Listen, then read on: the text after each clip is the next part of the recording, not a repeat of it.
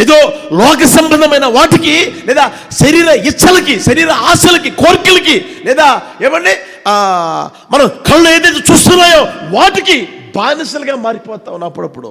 ఇంకొంతమంది చూడండి, ఉదయాన్నే టీ ఎక్కిపోతే అది ఒక గోల. టీ అంతా దాని బతికి అంత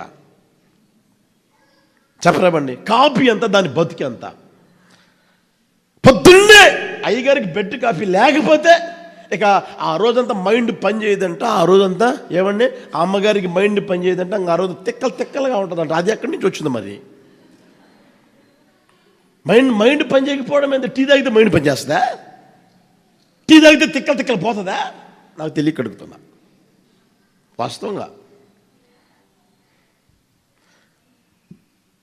6 అడుగులు మనిషే. టీ ఎంత అండి? కప్పు కూడా ఇది కదండి. కప్పులో సగానికే, ఆ మధ్య అంటే రూపాయి ఉన్నది. ఇప్పుడు 5 రూపాయలకి పోసినా కూడా సగానికి పోతున్నారు. ఏంటంటే అయ్యే ఎక్కువ అంటున్నారు 5 రూపాయలకి. అవును కదా? మధ్యలో టీ తాకపోతే కష్టం, మళ్ళా అన్నం తిన్న తర్వాత టీ తాకపోతే కష్టం, సాయంత్రం కష్టం. ఇక అది లేకపోతే ఈ వ్యక్తి బతకలే. అంటే ఇప్పుడు దేనికి బానిస అయిపోయాడు చెప్పలేమండి. ఇంకొంతమంది టీవీ సీరియల్కి బానిసలుగా మారిపోతారు. కొంతమంది ఫోన్కి బానిసలుగా మారిపోతారు. ఇక మాట్లాడకపోతే బతకలేడు అనమాట. పలకరించకపోతే బతకలేడు, మాట్లాడకపోతే బతకలేడు, ఫోన్ లేకపోతే బతకలేడు. ఇప్పుడు లోకం తయారైపోయింది కదా, అందరూ అట్లా తయారైపోయారు కదా. కొంచెం గమనించిన ప్రియ దేవుని బిడ్డలు, ఇవన్నీ మనకు తెలిసినయే. తెలియవా? తెలిసే బానిసలుగా మారిపోతా ఉన్నారు. ఎవడు భ్రమ పెట్టాడు? ఏది నిన్ను భ్రమ పెడుతుంది? సత్యానికి లోబడకుండా, సత్యానికి నువ్వు విధేయత చూపకుండా ఏది, ఎవడు, ఎప్పుడు మిమ్మల్ని భ్రమ పెట్టాడు? అరే మీరు ఎలా ఉన్నారా? మొదట సంవత్సర ప్రారంభంలో ఎలా ఉన్నారు? ఆత్మ సంబంధమైన జీవితం ప్రారంభంలో ఎలా ఉన్నారు? యేసు ప్రభువును నమ్మిన ప్రారంభంలో ఎలా ఉన్నారు? అది తెలుసు కదా. అరే ఎవరురా మిమ్మల్ని భ్రమ పెట్టింది? ఏదిరా మిమ్మల్ని భ్రమ పెట్టింది? ఎందుకురా మీరు బానిసలుగా మారిపోయారు? సత్యం మిమ్మల్ని స్వతంత్రులుగా చేస్తుంది. హల్లెలూయా, హల్లెలూయా. అట్టి కృప ప్రభువు దయచేయును గాక. సత్యం మనల్ని స్వతంత్రులుగా చేయును గాక. దేనికి మనం బానిసలుగా మారకూడదు. నజరేయుడైన యేసయ్య మనల్ని ఏం చేశాడంటే, ఆయన స్వరక్తం ఇచ్చి, ఆ రక్తం చేత కొని మనల్ని ఏం చేశాడు తెలిసిన? స్వతంత్రులుగా చేశాడు. యేసయ్యకి మహిమ కలుగును గాక. హల్లెలూయా. పరిస్థితుల ప్రభావాల దృష్ట్యా అని మనం అంటూ ఉంటాం. పరిస్థితుల ప్రభావాల దృష్ట్యా ఏదాన్ని వచ్చేసేసిందండి, అలవాటు అయిపోయిందండి, నాకు కష్టమైపోతా ఉంది. కొంచెం ఆలోచించి ప్రియ దేవుని బిడ్డలారా, యేసయ్య మీద ఇష్టం పెంచుకో, కష్టమైన ఇష్టంగా మారుతుంది. హల్లెలూయా, హల్లెలూయా. అలవాటు మీద ఇష్టం పెంచుకున్నాం అనుకో, యేసయ్య నీకు కష్టమైపోతూ ఉంటాడు. దేవుని సన్నిధి నీకు కష్టమైపోతుంది, దేవుని మందిరం నీకు కష్టమైపోతుంది, దైవ సేవకులు కష్టంగా మారిపోతూ ఉంటారు, చెప్పే మాటలు కూడా కష్టమైపోతూ ఉంటాయి. యేసయ్యని ఏమండి, యేసయ్య ద్వారా నీతో మాట్లాడుతున్న ఆ దేవుని మాటల్ని నువ్వు ఇష్టంగా ఆస్వాదించావనుకో, అవన్నీ కష్టమైన వదిలేస్తావు, ఇవి ఇష్టంగా ప్రేమిస్తూనే ఉంటావు. హల్లెలూయా. అటు కృప ప్రభువు దయచేయును గాక. హల్లెలూయా. బైబిల్లో మనం గమనిస్తే, ఎవరైనా పాపము చేయువాడు ఆ పాపమునికి ఎవరంట? దాసుడు. అది ఏదో మీకు తెలియాలి. బైబిల్లో మనం ఆలోచన చేస్తే ప్రార్థన చేయకపోవడమే, ఇప్పుడు చెప్పండి, ప్రార్థన చేయకపోవడమే పాపం. మరి ఈ పాపం ఎంతమంది చేస్తారో గమనించండి. ప్రార్థన చేయకపోవడమే ఒక, మరి ఈ పాపం ఒకవేళ నేను పట్టి పీడిస్తా ఉందేమో, నా ప్రభు విడుదల కలుగు చేయును గాక. హల్లెలూయా.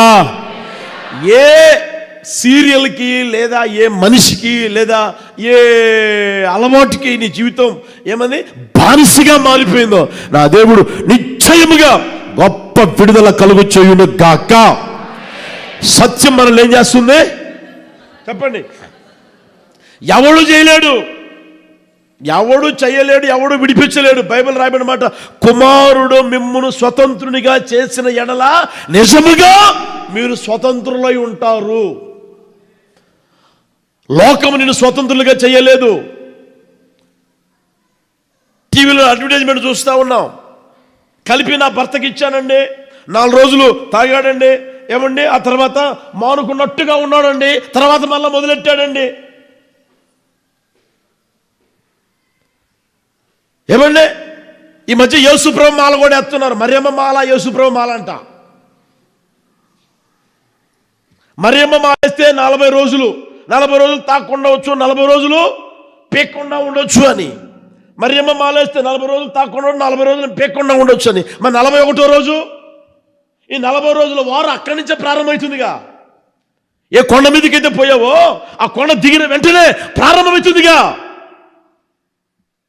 మాలలు నిన్ను విడిపించలేవు, స్వతంత్రత కలుగు చేయలేవు. బైబిల్లో రాయబడిన సత్యం, కుమారుడు మిమ్మును స్వతంత్రునిగా చేసిన ఎడల నిజముగా, హల్లెలూయా, ఎలా నిజముగా స్వతంత్రులై ఉందరు. ప్రభువు అట్టి కృప దయచేయును గాక. గట్టిగా కొట్టలేదో. యేసయ్యకి మహిమ కలుగును గాక. యేసయ్య నిశ్చయముగా స్వతంత్రులుగా చేయును గాక. ఆ ఆత్మతో నింపును గాక. యేసు నామములో నింపును గాక.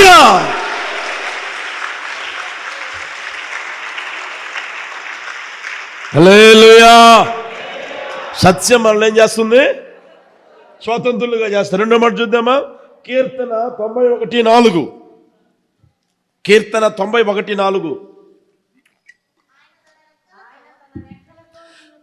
ఆయన తన రెక్కలతో నిన్ను కప్పును, ఆయన రెక్కల క్రింద ఆయన సత్యం కేడెము డాలునై ఉన్నది. హల్లెలూయా. సత్యం కేడెము డాలులాగా ఉంది. కేడెము డాలులాగా ఉంటుంది. బైబిల్లో మనం గమనిస్తే కేడెము డాలుని దేనికి వాడతారయ్యా అంటే, యుద్ధానికి వెళ్ళినప్పుడు తనను తాను కాపాడుకునే దానికి వాడతారు. ఇలా పట్టుకొని, ఇలా రౌండ్ చక్రంలాగా ఉంటుంది, పట్టుకునేది ఉంటుంది. శత్రువులు బాణం వేసినా లేదా వాళ్ళు కత్తి దుయ్యాలనుకున్నా ఇది అడ్డం పెట్టేస్తారు. ఇది అడ్డం పెట్టి ఈ చేత్తో కత్తితో యుద్ధం చేస్తూ ఉంటారు. తనను తాను కాపాడుకునే దానికి వాడే పరికరం అది. ఇప్పుడు సత్యం ఎలా ఉంటుందయ్యా అంటే, కేడముగా డాలుగా ఉండును గాక. హల్లెలూయా, హల్లెలూయా.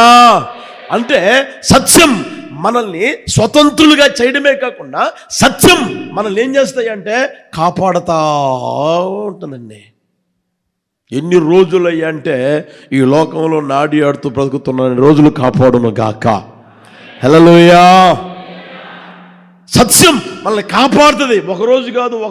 ఒకవేళ నీ కంటికి అలా కనిపించకపోవచ్చు, నేను సత్యంగానే బ్రతుకుతున్నాను కదా, సత్యమే నాలో ఉంది కదా అని అనుకోవచ్చు.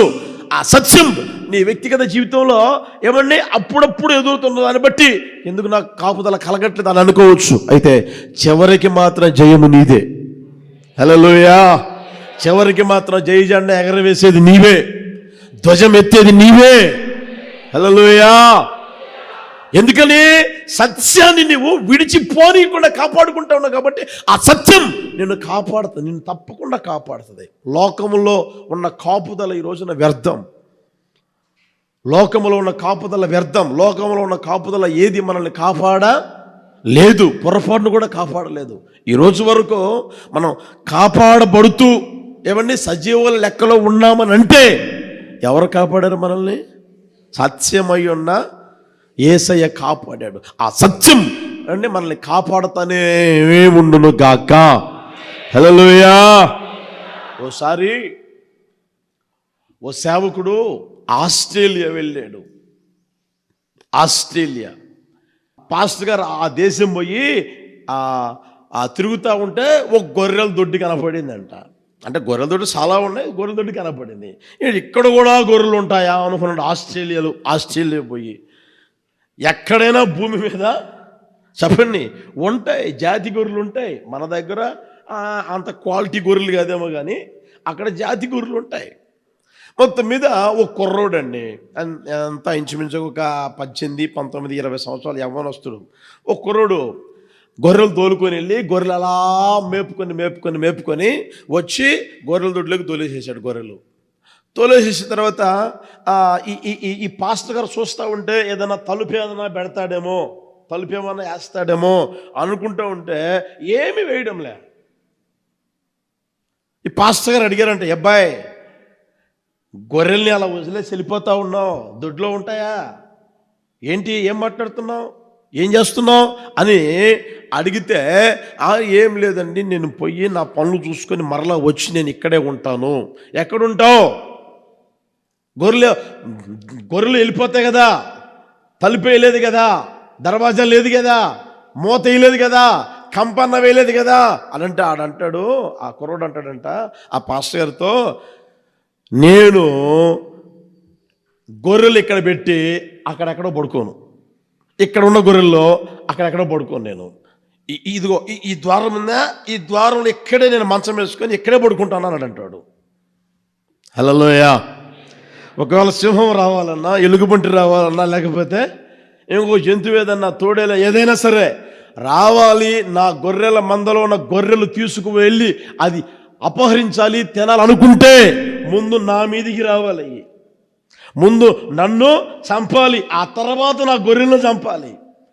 నన్ను చంపకుండా నా గొర్రెలు అదేది అవేమి ఏమి చెయ్యలేవు అని చెప్తే అప్పుడు ఆ పాస్టర్ గారు ఆలోచన చేశారంట, ఈ కనిపించే ఈ గొర్రెలకే ఈ వ్యక్తి కాపరిగా ఉండి నడిపిస్తే మనల్ని గురించి యేసుప్రభువు ఏమన్నారు చెప్పండి, నేను గొర్రెలకి, అతను ఎలాంటి కాపరి? ఎవరు జరగమండి, అతగాడు 12 రోజులు మేపుతాడు, మంచి బేరం వస్తే అంతే కదా అందరు చేసే పని, మంచి బేరం వస్తే అమ్మేస్తాడు. కొవ్వు పట్టిందిరా ఇది అని అనుకుంటే అర్జెంటుగా అమ్మేస్తాడు. ఇది మాట వినట్లేదురా, మందలో ఉండట్లేదురా అంటే ఏం చేస్తాడు, అర్జెంటుగా అమ్మేస్తాడు.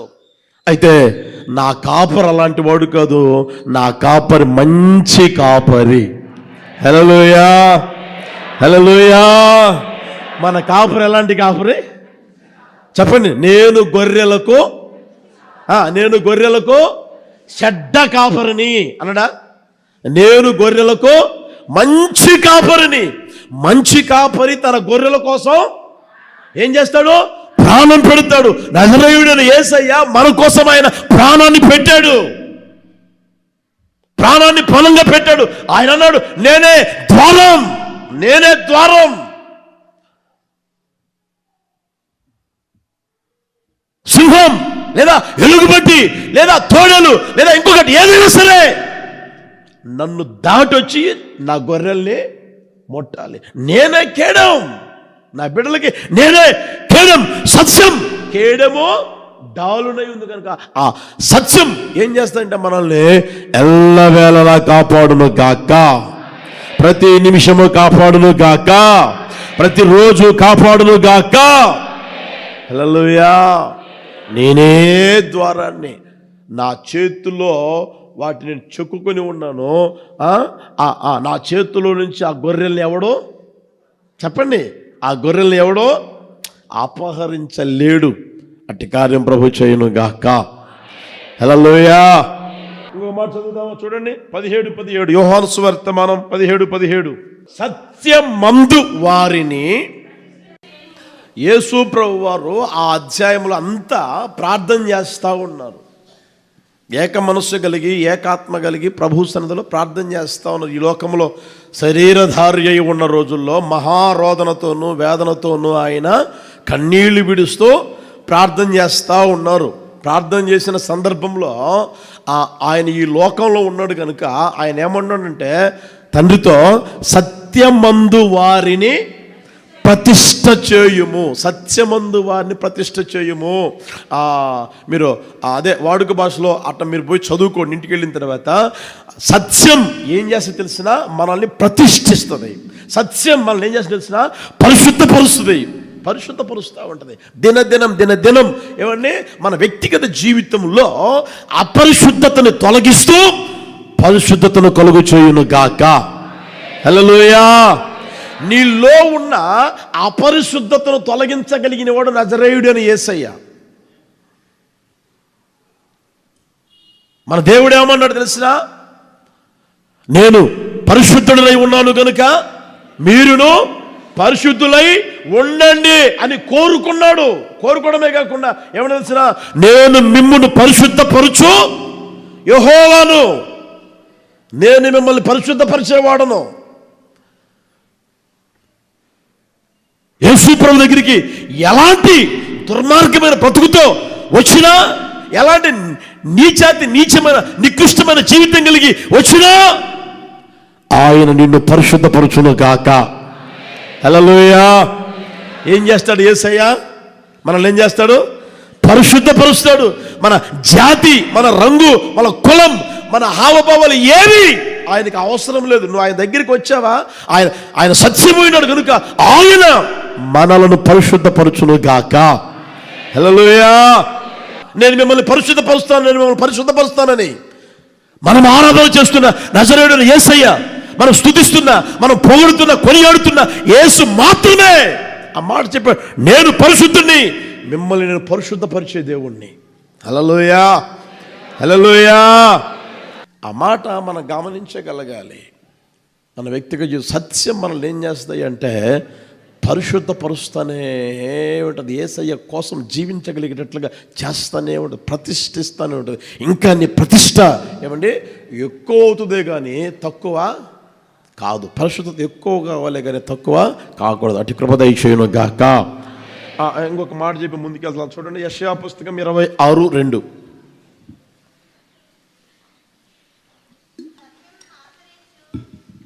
సత్యమును ఆచరించు నీతి గల జనం ప్రవేశించున్నట్లు ద్వారములను, చూడండి ఆ మాట చూడండి ఎంత స్పష్టంగా వ్రాయబడిందో.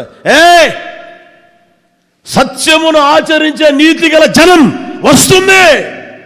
ద్వారాలు తీయండి, ద్వారాలు తీయండి. హల్లెలూయా. ఆ వాక్యం చూడండి, తీయండి ఆ మాట చూడండి మరోసారి. సత్యమును ఆచరించు నీతి గల జనం ప్రవేశించున్నట్లు ద్వారములు తీయండి, ద్వారములు తీయండి. ఎందుకు తలుపులు మూసేస్తా? తీయండి. అయ్యా ఎవరి కోసం ఏంటయ్యా అంటే సత్యమును ఆచరించే నీతి గల జనం వస్తూ ఉంది. హల్లెలూయా. ఆ సత్యం మనల్ని నిత్య మహిమలో చేర్చును గాక. హల్లెలూయా. సత్యం ఏం చేస్తుంది? మనల్ని విమోచించి బానిస బ్రతుకులో నుంచి విడిపించి కాపుదల దయచేసి ఏమండి పరిశుద్ధపరిచి ఆ సత్యం ఏం చేస్తాయంటే నిత్య మహిమలో చేర్చును గాక. హల్లెలూయా. ఆయన మన చెయ్యి పట్టుకొని నడిపించి మహిమలో చేర్చును గాక. సత్యం. అందుకని దేవుని వాక్యం తెలియజేస్తున్న సత్యం ఏంటంటే సత్యం మిమ్మల్ని విడిచి పోనీయమాకండి. ఏదైనా విడిచిపోని, స్నేహితులు బాని, ఆస్తి బాని, అంతస్తులు బాని, ఇంకా వీలైతే భార్య బాని, ఇంకా వీలైతే భర్త బాని, ఏదైనా బాని, ఏమైనా బాని. హల్లెలూయా. సత్యం మాత్రం నిన్ను విడిచిపోకుండును గాక. హల్లెలూయా. సత్యము అనేది మనల్ని పొరపాటును కూడా విడిచిపోకూడదు, విడిచిపోనీయకూడదు. విడిచి పోయేటట్లుగా చేసేది ఏం తెలిసిన భ్రమ, మత్తు. వీళ్ళు సత్యాన్ని ఆచరిస్తూ సత్యం చేత నడిపించబడుతూ సత్యానికి సాక్షులుగా జీవిస్తూ ఉన్న ఆ సంఘం వాళ్ళు ఇప్పుడు భ్రమపరచబడుతూ ఉన్నారు, భ్రమపరచబడుతూ మత్తులైపోయారు. బైబిల్లో రెండు మాటలు మీకు తెలియజేసి ముగిస్తాను, చూస్తారా? తిమోతి 2వ పత్రిక 2వ అధ్యాయం 24వ వచనం. తిమోతి 2వ పత్రిక 2వ అధ్యాయం 24వ వచనం. సత్య విషయమైన అనుభవ జ్ఞానము వారికి కలుగుటకై దేవుడు ఒకవేళ ఎదురాడు వారికి మారు మనస్సు దయచేయును. అందువలన సాతాను తన ఇష్టము చొప్పున చెరపట్టిన వీరు వాని ఉరిలో నుండి తప్పించుకొని ఏంటంట అంటే ఏమైపోయారు వీళ్ళు? ఇప్పుడు మత్తులో ఉన్నారు, మత్తులోకి వెళ్ళిపోయారు. మత్తులోకి వెళ్ళిపోతే అక్కడ రాయబడిన మాట ఏం తెలిసిన? తప్పించుకొని మేలుకొనేదరేమో. ఆ భ్రమలో నుంచి, ఆ మత్తులో నుంచి బయటికి వస్తారేమో అని సేవకుడు ఏం చేయాలి? సాత్వికముతో శిక్షించాలి, జగడమాడకూడదు, సాధువుగా ఉండాలి, బోధింప సమర్థుడుగాను, కీడు సహించువాడుగాను. హల్లెలూయా. అక్కడ మీరు గమనిస్తే ఏ మత్తు వారిని ఏమండి పట్టి పీడిస్తుంది తెలిసిన? ఏ మత్తులో వాళ్ళు వెళ్ళిపోయారు తెలిసిన? ఆ మాట గమనించండి. ఇక్కడ దేవుడు ఒకవేళ ఎదురాడు వారికి, ఏ మత్తు అంటే ఇది? ఇప్పుడు చెప్పండి, ఏ మత్తు? ఎదురాడే మత్తు, ఎదురు తిరిగే మత్తు. భార్యకి ఎదురు తిరుగుతాడు, భర్తకి ఎదురు తిరుగుతాడు, తల్లిదండ్రులకు ఎదురు తిరుగుతాడు, సేవకులకు ఎదురు తిరుగుతాడు. ఏమండి ఏదో మంచి మాటలు చెప్తే వాళ్ళకి ఎదురు తిరుగుతాడు. ఎదురాడే మనసు తగ్గించుకొని లోబడి ఏమండి వెళ్ళగలిగిన మనసు కాదు. దేవుని మందిరానికి వెళ్ళాం, ప్రార్థన చేసుకుని వెళ్ళాం, ప్రభువు నాతో మాట్లాడాడు కదా, ఆ మాటని నేను విశ్వసించాలి. నేను నమ్మిన దేవుడే కదా నాతో మాట్లాడి, నేను ప్రార్థన చేసుకుని వచ్చిందే కదా ప్రభు నాతో మాట్లాడింది.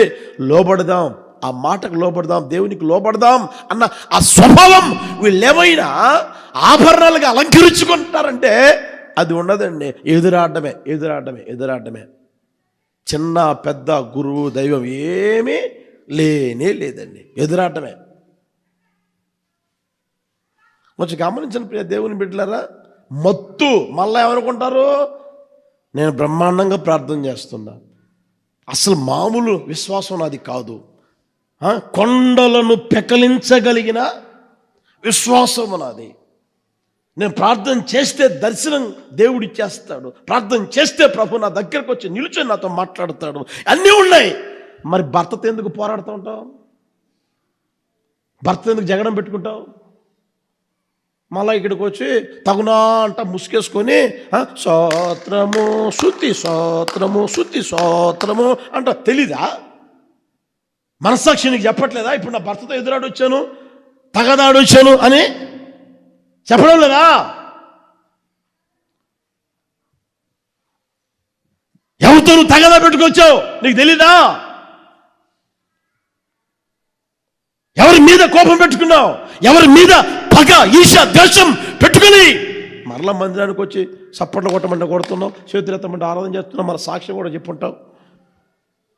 కొంచెం ఆలోచన ప్రియ దేవుని బిడ్డలారా, ఆ మాట గమనించండి ఒకసారి. సత్య విషయమైన అనుభవ జ్ఞానం వారికి కలుగుటకై దేవుడు ఒకవేళ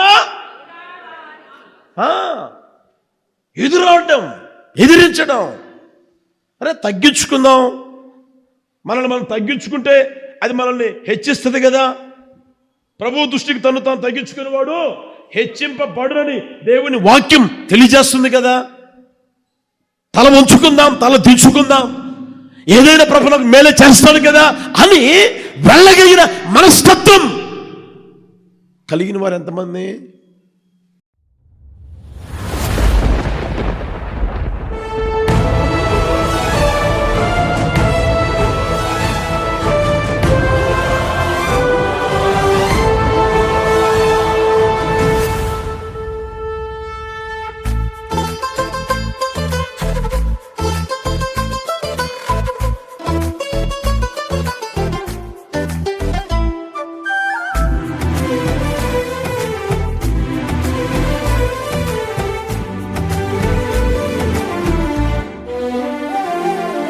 గగనము చీల్చుకొని గనులను తీసుకుని నన్ను కొనిపోవరానయ్యున్న ప్రాణప్రియుడా యేసయ్యా. గగనము చీల్చుకుని గనులను తీసుకుని నన్ను కొనిపోవరానయ్యున్న ప్రాణప్రియుడా యేసయ్యా. నిన్ను చూడాలని నా హృదయమెంతో ఉల్లసించుచున్నది. నిన్ను చూడాలని నా హృదయమెంతో ఉల్లసించుచున్నది.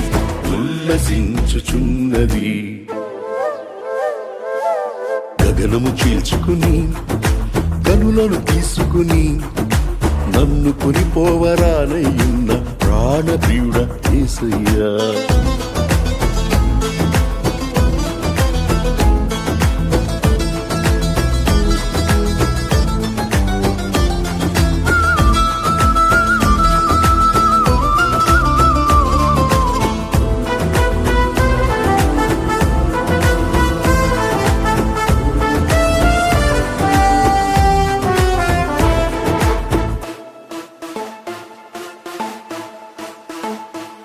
నీ దయా సంకల్పమే నీ ప్రేమను పంచినది. నీ చిత్తమే నాలో నెరవేరుచున్నది. నీ దయా సంకల్పమే నీ ప్రేమను పంచినది. నీ చిత్తమే నాలో నెరవేరుచున్నది. పవిత్రురాలైన కన్యకగా నీ ఎదుట నేను నిలిచెదను. పవిత్రురాలైన కన్యకగా నీ ఎదుట నేను నిలిచెదను. నీ కౌగిలిలో నేను విశ్రమింతును. నీ కౌగిలిలో నేను విశ్రమింతును. గగనము చీల్చుకొని కనులను తీసుకొని నన్ను కొనిపోవరానయ్యున్న ప్రాణప్రియుడా యేసయ్యా.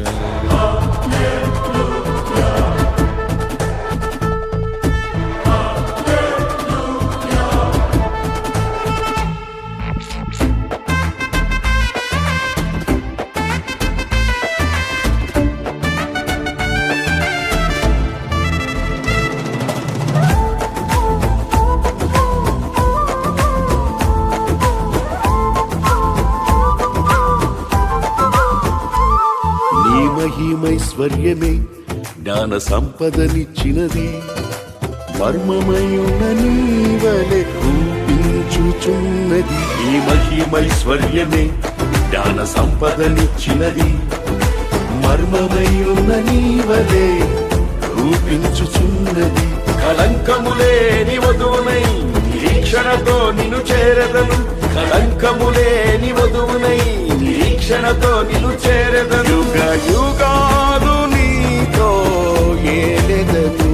యుగ యుగాలు నీతో ఏలెదను. గగనము చీల్చుకొని కనులను తీసుకొని నన్ను కొనిపోవరానయ్యున్న ప్రాణప్రియుడా యేసయ్యా.